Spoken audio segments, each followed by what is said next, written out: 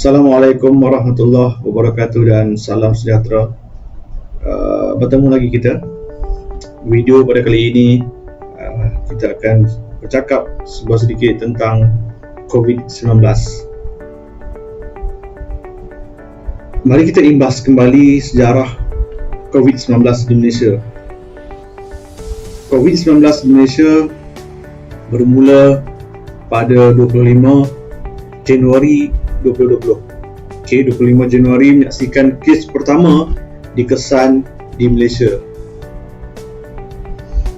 Kes pada waktu ketika itu below 20 lah, bawah 20 macam tu. Sehinggalah Malaysia berlaku perubahan pentadbiran di mana langkah Sheraton 23 Februari 2020. Langkah Sheraton ini menyaksikan perubahan kepada pentadbiran Malaysia. Dan pada waktu ketika perubahan itu berlaku, transisi perubahan daripada kerajaan memerintah pada waktu ketika itu, Kerajaan Pakatan Harapan, kepada kerajaan baru Pakatan Nasional itu, Malaysia tidak ada pentadbiran. Dan dekat situlah berlakunya sedikit loose.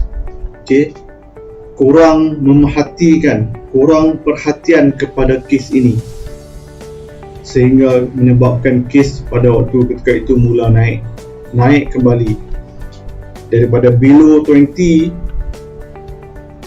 meningkat kepada 100 something, sehingga pada waktu ketika itu Perdana Menteri yang baru naik, Tan Sri Muhyiddin Yassin, terpaksa mengambil pendekatan untuk mengumumkan Perintah Kawalan Pergerakan yang bermula pada 8 Mac dan berakhir pada 3 Mei 2020.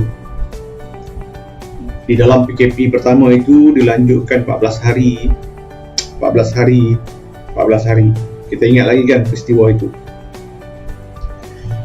Selepas rakyat berhempas pulas, duduk di rumah, menjaga SOP, tak keluar,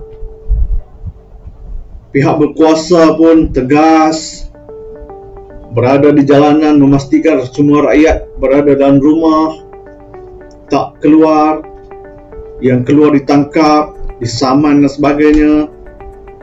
Kita berjaya menurunkan kes sehingga pada 1 Julai 2020 kita mendapat 0 kes, angka kosong yang pertama pada 1 Julai.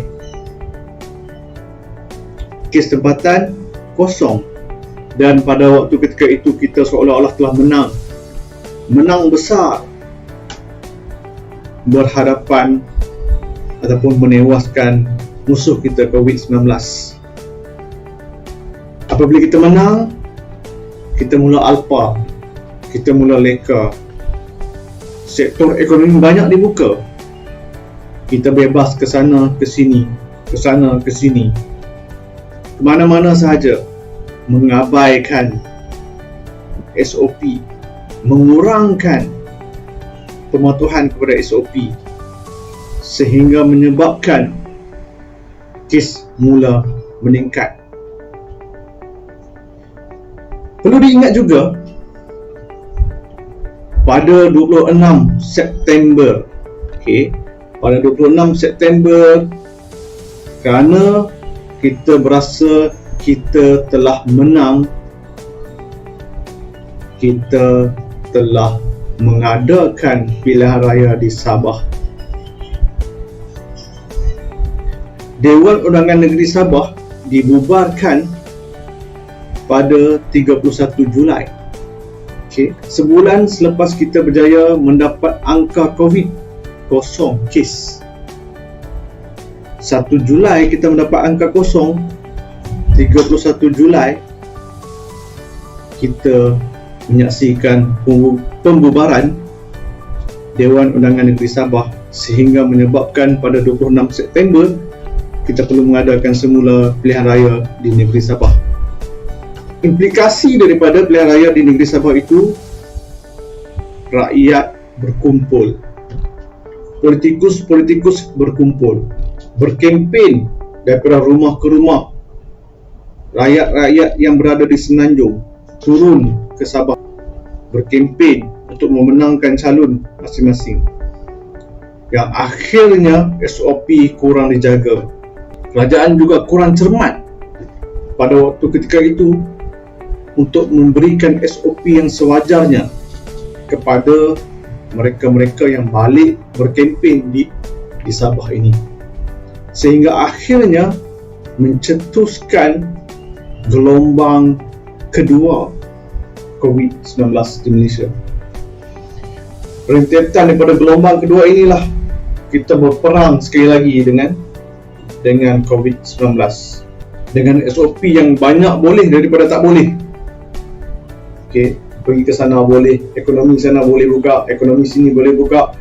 Pada waktu ketika itu menyebabkan dengan situasi baru lepas daripada pilihan raya, dan pada waktu ketika itulah berlakunya gelombang kedua, di mana gelombang kedua ini kita mula berhadapan dengan kesukaran daripada sudut ekonomi, sosial dan juga politik yang bergolak dan sebagainya. Bantuan banyak telah diberikan, Aisina, Ailestari, semua telah diberikan kepada rakyat, sehingga menukarkan kita untuk menyusun gerak kerja di PKP 2.0. Ada yang berkata tutup, kalau kita full lockdown PKP 2.0, kita akan berhadapan dengan masalah ekonomi, masalah kewangan negara dan sebagainya, sehingga kita melonggarkan PKP 2.0 itu. Akhirnya menyaksikan tidak ada makna yang jelas di dalam PKP 2.0 itu. Akhirnya kita kembali memperketatkan di dalam PKP 3.0. Sedikit ketat, ada juga yang longgarnya. Jika di dalam PKP 1.0 kita mengambil masa yang panjang 8 Mac sampai ke 3 Mei untuk menyaksikan kita betul-betul dapat menurunkan kes, pada waktu ketika itu yang below 200, bagaimana dengan sekarang 7,000, 8,000 kes satu hari?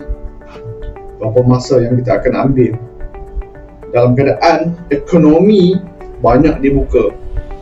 Cuba bayangkan apa yang akan berlaku, sampai bila kita akan berada dalam keadaan yang macam ni. So, video ini aku tunjukkan kepada anda semua, video yang disediakan, statistik yang disediakan oleh Jabatan Perangkaan Malaysia sehingga 6 hari bulan 6 2021. Video ini sangat bermanfaat untuk kita ambil sebagai panduan, untuk kita jadikan sebagai pedoman.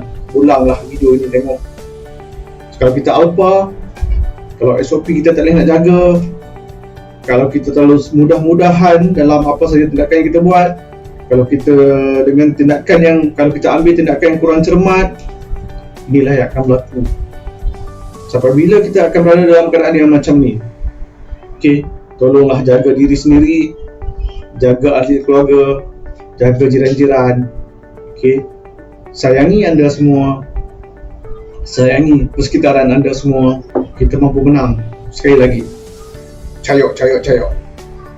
Assalamualaikum.